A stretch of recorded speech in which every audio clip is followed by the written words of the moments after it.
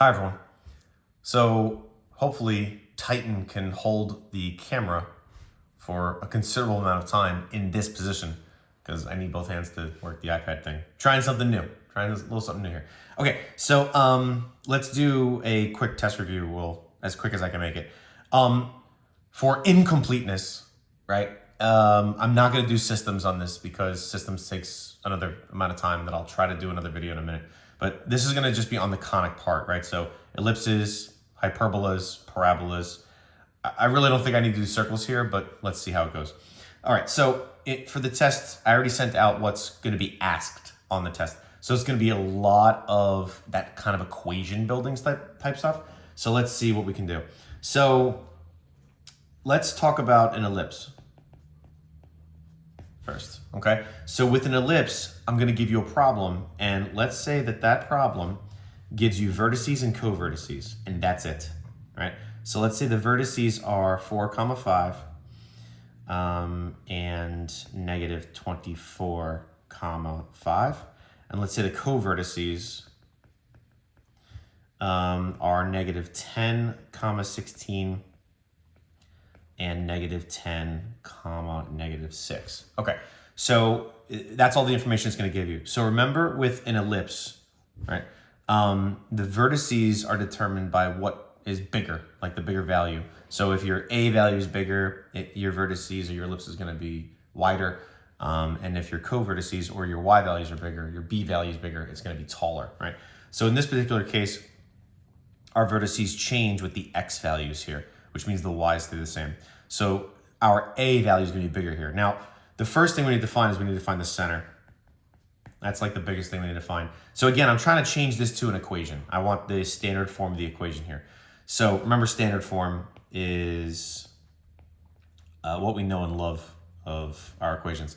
So it's going to be x minus h squared over a squared plus y minus k squared over b squared, and that's going to equal 1, right? So this is the standard form equation that we need to find.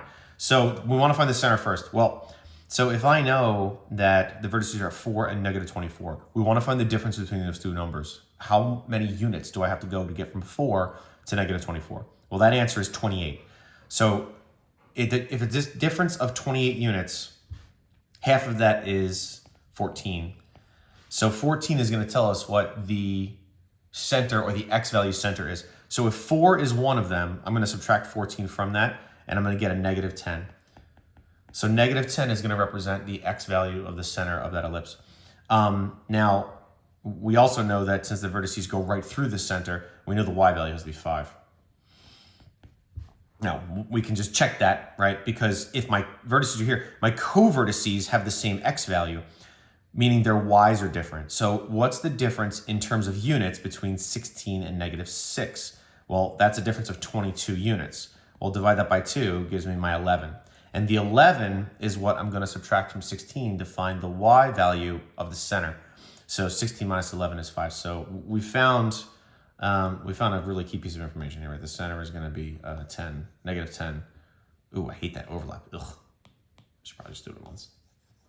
That's nice. Okay, so our center is negative 10, 5, which is important because we need to put it into standard form, right? So let's go ahead and back.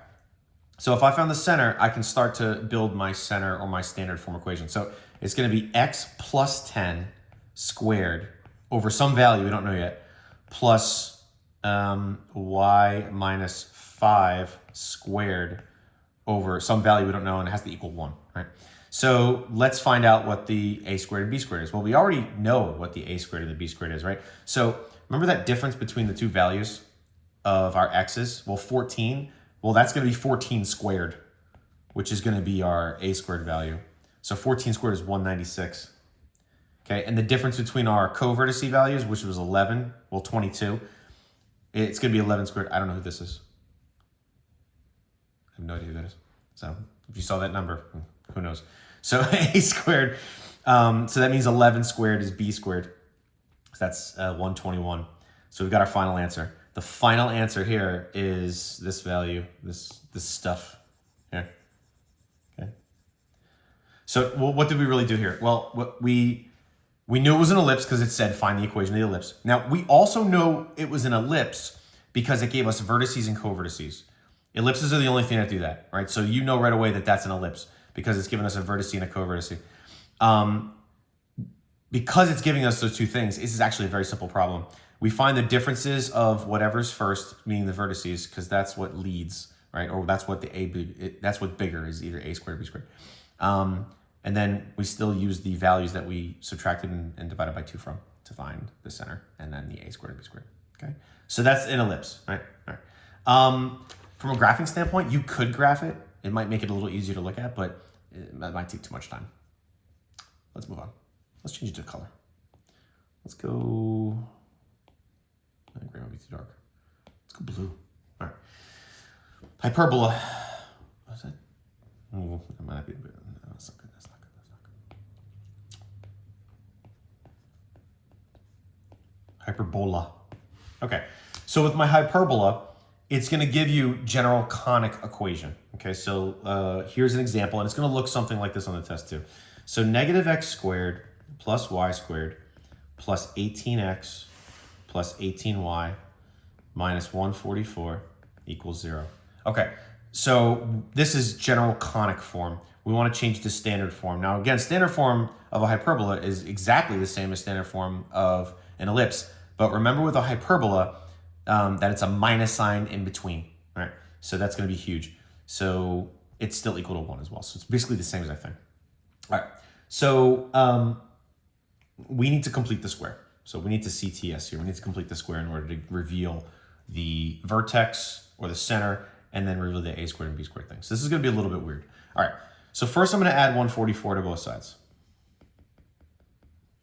Okay, and then I'm going to combine the terms of the x's and y's, just putting them together. So negative x squared plus 18x, open location. Hey, no barking. You're going to mess up the camera. Okay, plus y squared plus 18y, open space, equals 144. Okay, so now I'm going to complete the square to do this. Now, there's a little bit of a problem here. And the problem is that I've got that negative in the front of x. Well, I actually have to factor that negative out before I complete the square. So here's what we're going to do. We are going to take a -1 out of that. So let's rewrite this thing. And this is just for completeness, so I'm going to be writing a lot of stuff here. So this is going to be -1 times the quantity of x squared. Now that becomes a -18x. Same open box, same open location, plus y squared plus 18y. And then that equals 144. Obviously, I didn't have to take anything out of the y squared because there's no coefficient there. All right, so now I'm going to complete the square. So I'm going to do -18 divided by 2, which is -9. I'm going to square that, which is 81. That's the number that goes here, and that's also the number that comes over here. Okay. Now, I'll do this next step in a second. 18 divided by 2 equals 9. Let's square that is 81. And then another 81. Okay, now, here's the problem. The problem is that that was a negative that we pulled out, which means absolutely this needs to stay a negative. We only pulled the negative out so we could complete the square correctly, because this -9 is how this part has to look. So when we take whatever coefficient is in front and we take it away, we're going to have to change the sign at the very end after we move it. So this plus 81 is not a plus 81. It's a minus 81 now. So I'm going to go ahead and erase that and change this up a little bit. You hear the dog? So now let's recap that for a second. This -1, right? This -1 that was here is really, really important. It has to come out first in order to complete the square. But then we plug in the negative back, or we multiply it back to get back to over here when we add it. Okay, so that is somewhat confusing. So I'll hopefully do another problem that looks like this in a minute. Now, this is a mess. Let's change it. So we're going to rewrite what's left over. So that -x also distributes back to this anyway. So here's what's happening. So we're going to have the y values first. And the reason was because, remember, it's a hyperbola. Y was positive and x is negative. So this is going to be y coming first. Y plus 9, because that was the number before we squared it, divided by some value, minus x minus 9. And that's why that's important, right? So that -9 is partially here. That has to stay here. over 2. Now that's going to equal to 144 minus 81 plus 81. Well, the 81s cancel out, and that just gives me 144. Now, there's a problem here, right? And the problem is I can't have this equal into 144. It has to equal to 1. So I'm actually dividing by 144 everywhere. So 144, this is supposed to be 144, sorry. And this is a 144. Now, the 144 divided by 144 is what I want. This is actually going to be the answer. It's going to be y plus 9 squared over 144 minus x minus 9 squared over 144 equaling 1. And I'll erase that now. Okay. This is your final answer.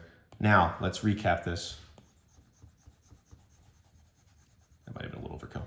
Okay, so let's recap that. That's actually terrible. Get rid of that. Okay, so it's a hyperbola. It started with a negative x squared, which is the giveaway. That means x has to come second because remember, it's a minus sign and that's super important, right? Now, we completed the square, but there was a coefficient in front of this x squared. We have to take that out first, then complete the square, and then put it back to the c term before we complete this process, okay? So this is your final answer here, right? And again, we're gonna see another like this in a minute, but I gotta go get the dog. I'll be right back. Let's go to something else here. All right, so next on the list is we want to find the equation of an ellipse. All right. So I want to find the equation of ellipse in standard form if I'm given conic form. So this is going to be just like the problem we did previously. So this is 3x squared plus 2y squared minus 54x plus 32y plus 191 equals 0. Okay, now again, this is general conic form. I have to complete the square in order to reveal the center and to reveal the a squared and the b squared of the ellipse, right? So first I'm going to subtract 191 on both sides. Okay, that's going to leave me with all this nonsense, but I'm going to kind of put it together with the x's and the y's first. So this is 3x squared minus 54x, open space, plus 2y squared plus 32y, open space, equals negative 191. Okay, so just like in the previous problem where we had to get rid of that negative x squared from the coefficient, I got to do the same thing, but I got to do it for both of these now. There's a 3 in front of that x squared that has to come out, and there's a 2 in that y squared that's got to come out. So I'm actually in the first set, the x set, I'm going to take a 3 out. I'm going to factor the 3 out. And then I'm going to take the 2 out of the y set. So this is going to be 3 times the quantity of x squared minus 18x. Oh boy. And then this is going to be plus 2 times the quantity of y squared plus 16y. Okay, pal.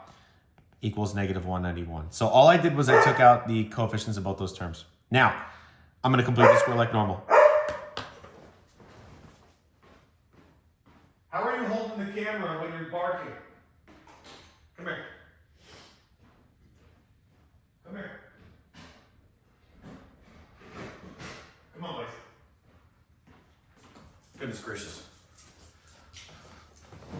Bark master.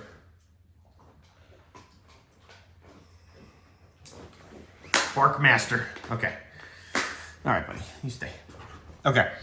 Let's go ahead and complete the square. So negative 18 divided by 2 is negative 9. Square that is 81. And then we'll put the plus 81 over here. And then we'll do positive 16 divided by 2 is 8. Square that is 64.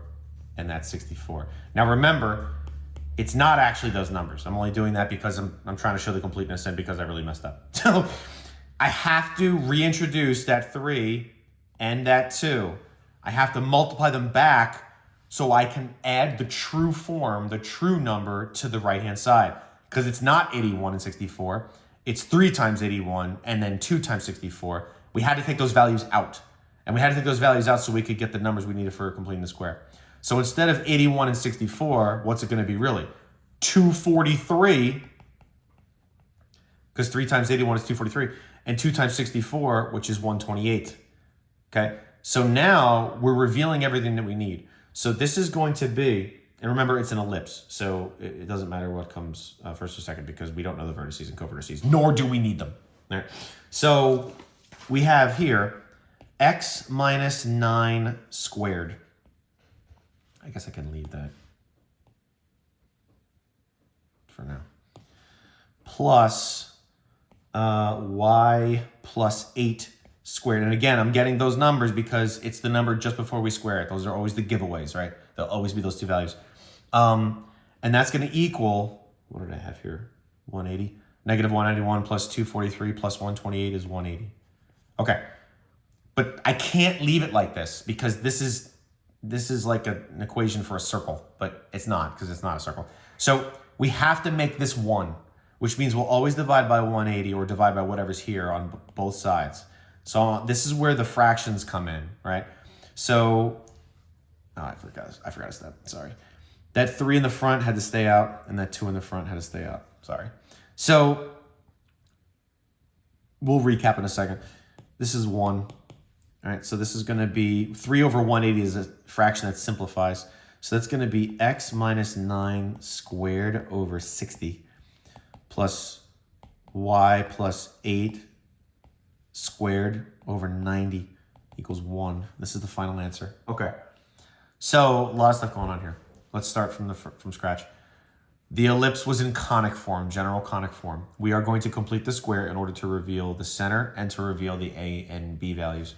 But because we had coefficients, the 3 and the 2, we had to factor them out. So we're really just factoring out it from the a term and the b term of both of these things, right? And we do that because we need to reveal we need to complete the square in its entirety. So to complete the square, we're going to take the b terms of both of them, just like normal, get our values. Before we add to the right-hand side, we have to multiply back in the 3 and the 2 to both of those c terms, which we did. Now, my mistake, and I just went too fast, was that 3 still exists and that 2 still exists here. So I have to bring the 3 and the 2 down because when I divide by 180 on both sides, both the a squared and the b squared value are not 180. That would not work, right? So here's our final answer, okay? And then I'll give you some practice to work on too as we go on, moving forward, because there's more. What is this? Rotate the page. Nonsense. Okay. All right, what's next? We want vertex form of a parabola. Oh, I want a different color. Different color. That might be too bright. And I'm not a big fan of yellow, as you know. Parabola. This actually looks okay. It's not really yellow. It's like pale. Okay. So parabola. So it's going to give you the focus and the directrix. So the focus is negative 4 comma 33 over 8. And the directrix is the line y equals 31 over 8. Okay.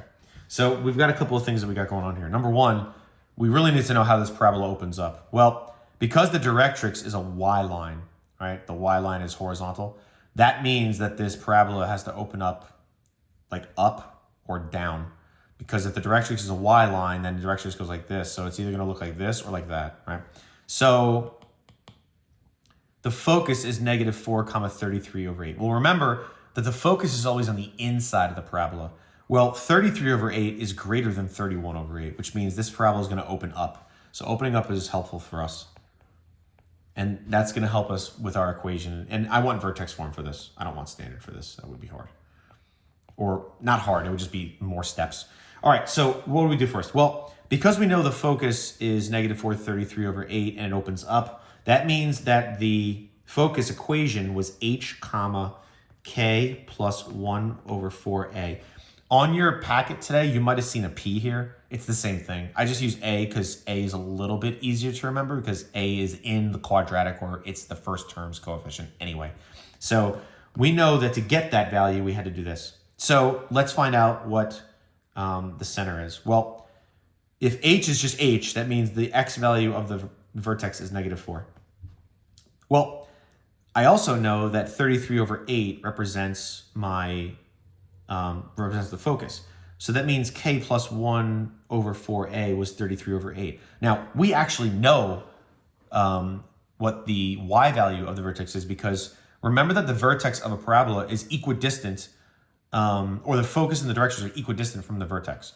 So if the focus is 33 over 8 and the directions was 31 over 8, that means the middle of those two things was 32 over 8, which is 4.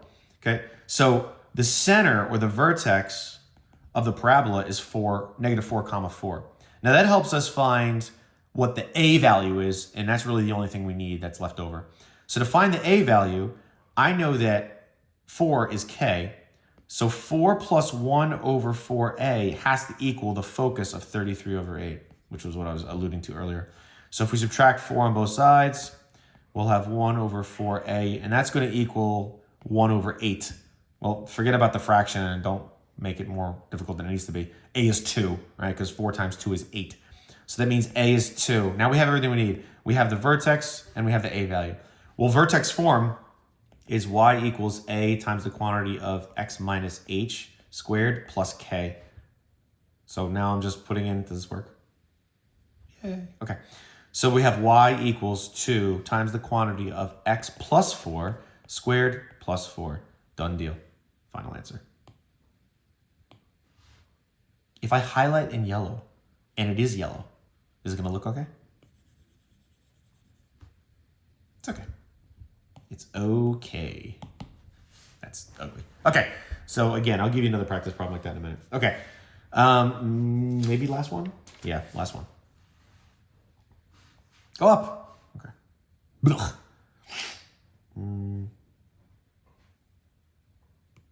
This one might take longer. Actually, it might not. We'll see. Let's go back to the pen color. Okay. So we have a hyperbola. Literally clicked on white here. Literally clicked on white. Hyperbola. All right. I want to write the standard form of the equation of the hyperbola. Now this one's going to be messy because I'm giving you the vertices, which are 11 comma negative 5 and negative 7 comma negative 5. And I'm giving you the foci. No? You forgot that was a thing, didn't you? 2 plus the square root of 277. It's actually not as bad as it looks. Comma negative 5 and 2 minus the square root of 277 comma negative 5. Okay. So we want the standard form of the hyperbola. Now remember, it's the minus in between, right? So we have to really kind of focus on this. So let's see what we can figure out. The center of a hyperbola. Now, there's 2 ways we can do this, so I'm going to do it the easy way first. If the vertices are 11, negative 5, and negative 7, negative 5, that means they stay consistent on the negative 5 y value, meaning the negative 5 horizontal line.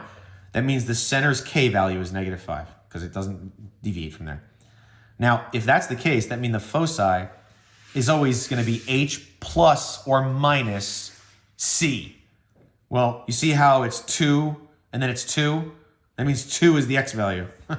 So that's the way we can find the center. So the center is 2, negative 5. So that was pretty simple. Now, how can we do that without recognizing that? Well, if I know the vertices are negative 5 and negative 5, certainly that means negative 5 is the y value or the k value of the vertex or the center. Well, kind of the same thing we've done through every single problem we have here. How many units is between 11 and negative 7? And that's 18. Half of 18 is 9. 11 minus 9 is 2. Right? If you wanted to get crazy about it, negative 7 plus 9 is 2 also. Right? So the center is there, which is good. So now we know it's got to be some variation of minus 2 and plus 5. So now we have to find how the foci works, but this might help as well. So let's say I had 11, negative 5, let's just call it here, and negative 7, negative 5, let's call it here. All right? So if my 2 dots are here, and it stays on this consistent horizontal line, that means the hyperbola has to open up like this, which may be helpful to you. I don't know. All right.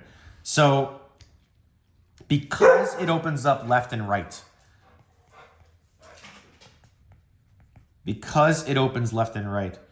that means our y value has to be a minus because it has to be the taller version of this.